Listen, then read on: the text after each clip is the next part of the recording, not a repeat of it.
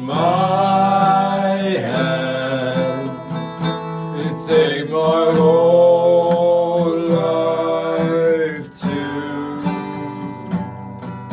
If I can't help falling in love with you. Hello. Just like a lot of you, I bet, I have suddenly found myself with a lot more free time than I expected. So I decided to turn on my camera and see what happens. Before I let the rest of the video go on, I am going to talk about how the virus has affected me, but I also want to talk about the people who have it much worse. As disrupted as my life has been by the virus, there are people that have it way worse. When NYU told us to go home for spring break and not come back, I was lucky enough to have somewhere to go back to, my parents' house in California. Not everybody has healthcare even to get treatment if they get sick. So yeah, I am going to talk about how the virus has affected my life, but it wouldn't feel right to talk about me without acknowledging the people that have it way worse. I decided to make this video last night when I was watching Marriage Story, and there are a few scenes in that movie that take place in New York City. And when I was watching those scenes, I felt homesick, which is the weirdest thing. Because, I made this whole video about how tough first semester in New York was and how much I missed home.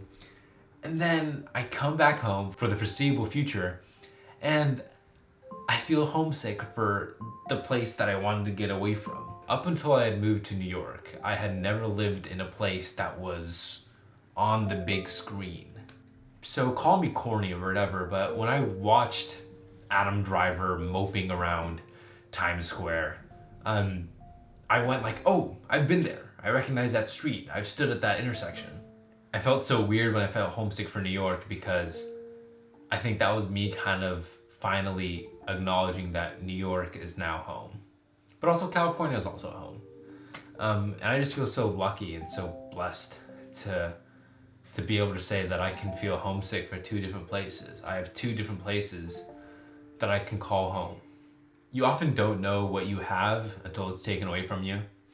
And as much of a grind as film school was, and as tired as I was, and as hard as I was working, coming back to California and literally not being able to leave my house has made me realize how lucky and great a life I had and will go back to, hopefully in the not so distant future, in New York.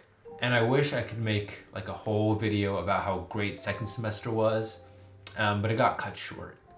But second semester was going really good.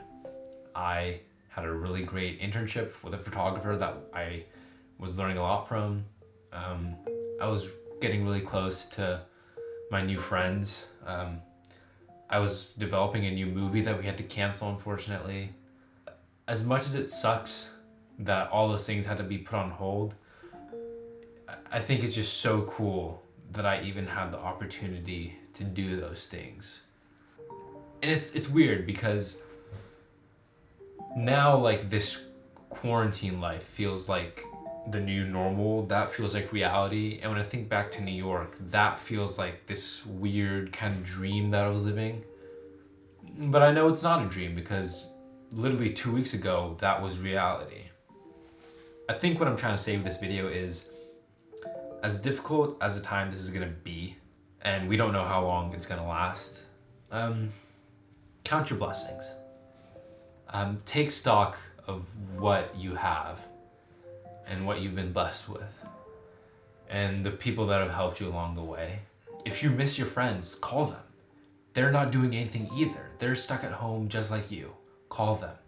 A lot of you are probably at home with your parents. Thank them for taking care of you. Just because times are tough doesn't mean we can't be productive, doesn't mean we can't make videos, doesn't mean we can't talk to our friends, doesn't mean we can't be happy. I think as long as you're happy and you find a way to be happy in this difficult time, that's all you can really ask for.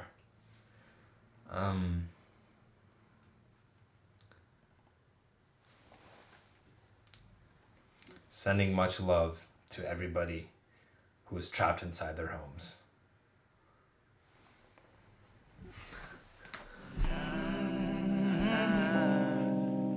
I'm quarantined dreaming about you and I, but I'm sitting here while the days go by. And I tried to see you but I couldn't fly, but that doesn't matter 'cause I'm on the drive.